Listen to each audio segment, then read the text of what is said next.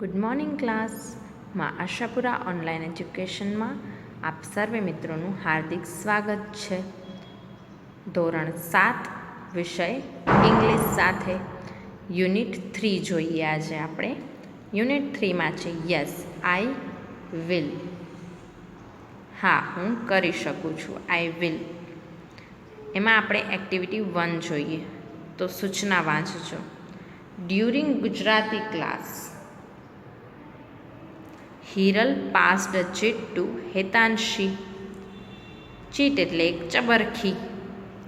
She read it and passed it to Sejal. તે વાંચે છે અને પછી તે સેજલને મોકલે છે. તે ચીટ પાસ કરે છે. Sejal passed it to Ashika. Sejal છે એ આશિકાને પાસ કરે છે. She was about to open the cheat, but the teacher took it. હવે આવી રીતે તમે ચીટ પાસ કરો તો સ્વાભાવિક છે કે શિક્ષક તમારી ચીટ લઈ જ લેવાનું છે. He threw it in the dustbin. અને તે ડસ્ટબિનમાં તેને ઘા કરી દે છે શિક્ષક. In the recess time, રિસેસના સમય દરમિયાન Ashika found out the cheat from the dustbin. અને રિસેસના સમય દરમિયાન આશિકા છે ડસ્ટબિનમાંથી ચીટ શોધી કાઢે છે. Here is the chit. Chit તો આ રહી. Pass it on. Pass it on એટલે કે આગળ જવા દે.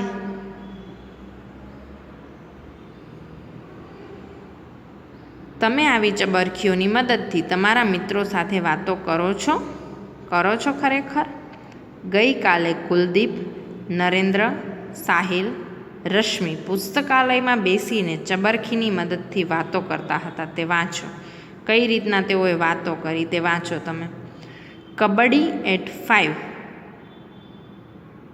કોણ કહે છે આ વસ્તુ? નરેન્દ્ર. જો અહીંયા તમારે લખેલું જ હશે. એન કર્યો છે એટલે નરેન્દ્ર લખે છે.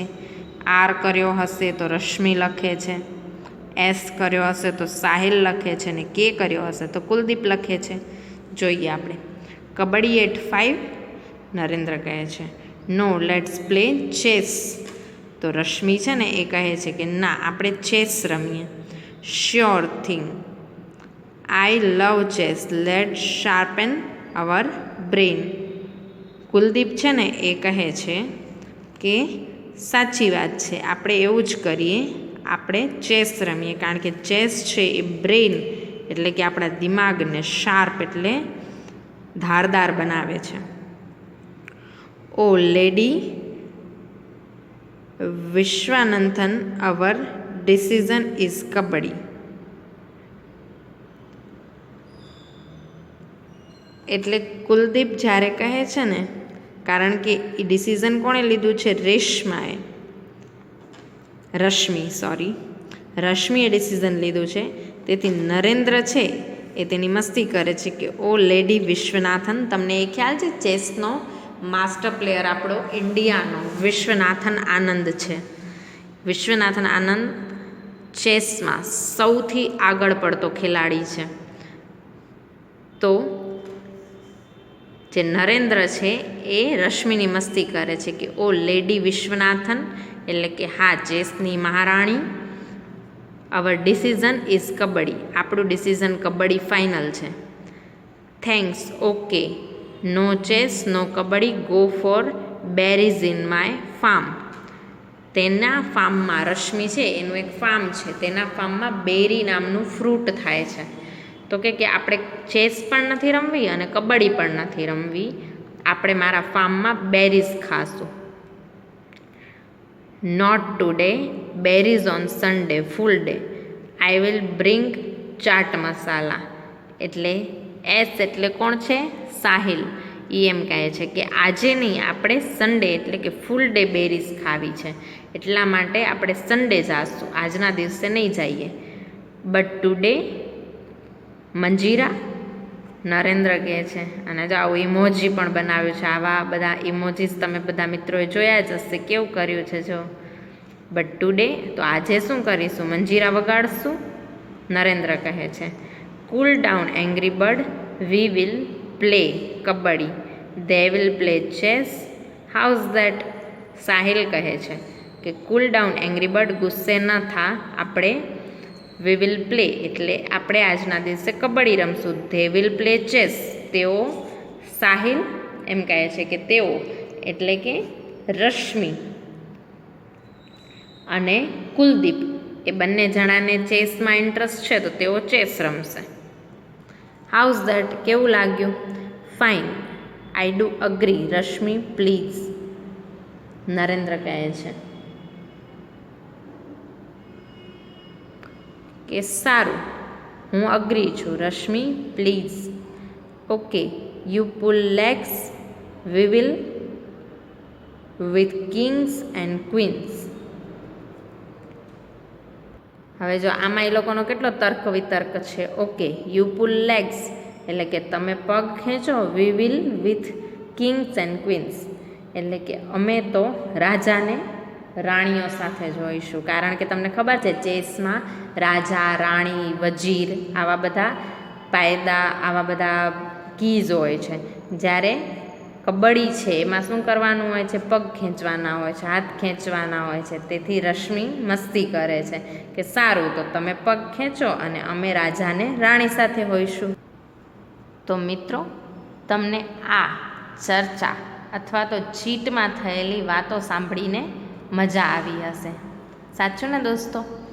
મજા તો આવે, પરંતુ બીજી પણ એક સચોટ વાત છે કે જ્યારે આપણી પાસે કામ ન હોય, જ્યારે આપણે કોઈ જગ્યા એવી હોય કે જ્યાં એકબીજા સાથે વાતચીત ન કરી શકતા હોય, ત્યારે આવું કામ કરાય. ભણતા ભણતા આવું કામ કરાય નહીં, બરાબર ને? પરંતુ અત્યારે તો આપણે શું કરવાનું છે? ગમ્મત કરવાની છે. તેથી આપણે આ ગમ્મતના રૂપે જોયું છે. તો બધાને ખૂબ જ મજા આવી હશે.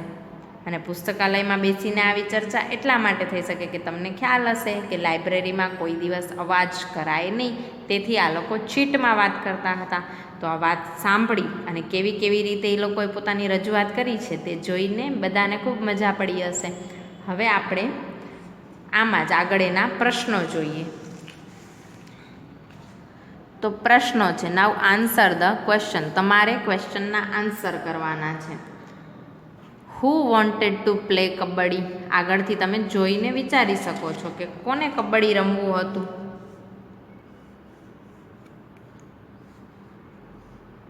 કોને રમવું હતું કબડ્ડી એટ 5? કોણે પૂછ્યું હતું? નરેન્દ્રએ.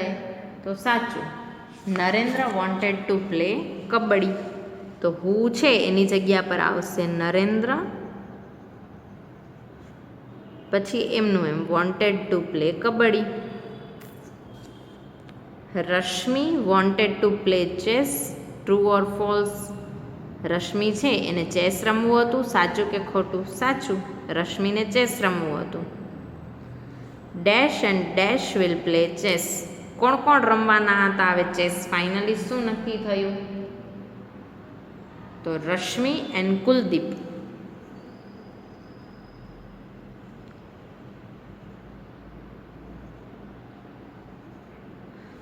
શા માટે? તો કે કુલદીપ પણ એનું અગ્રી કર્યું હતું ને.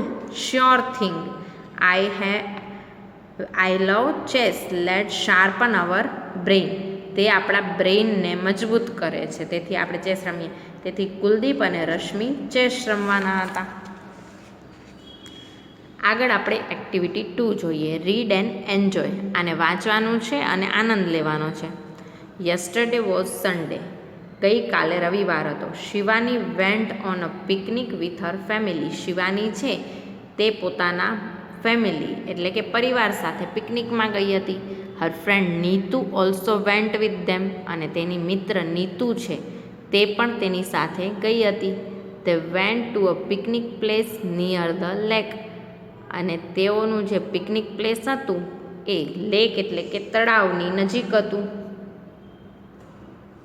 The children set near the lake.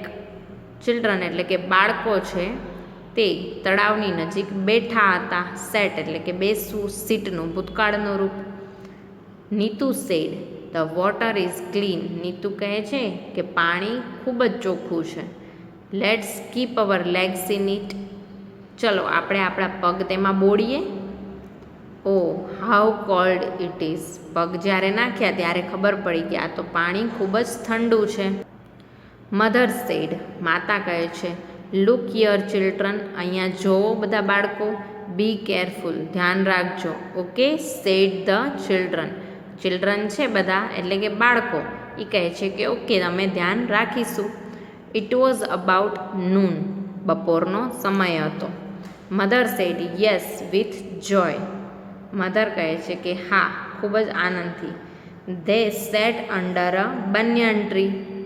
Banyan tree એટલે કે કેળાનું વૃક્ષ.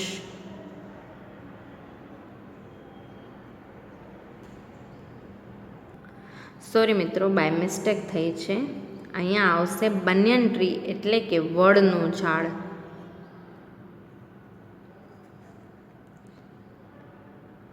તે સેટ અંડર બનિયન ટ્રી એટલે વડનું ઘટાદાર વૃક્ષ હોય તેની નીચે બધા બેઠા હોય ને એટલા માટે આવશે વડનું ઝાડ. વડના ઝાડ નીચે બધા બેઠા છે. It was about 3 o'clock in the afternoon. 3 વાગ્યાનો સમય હતો બપોરનો. Father said. પિતા કહે છે, come children let's go for a boat ride. ચલો બધા બાળકો આપણે બોટ રાઇડ લઈએ. They all went for a boat ride. અને બધા હોડીની સવારી કરવા માટે જાય છે. The children sang the song. Children છે બધા બાળકો તે સોંગ ગાય છે. Row row row your boat gently down the stream merrily merrily merrily lives a happy dream. Row row row એટલે કે તમારી હોડીને હંકારો.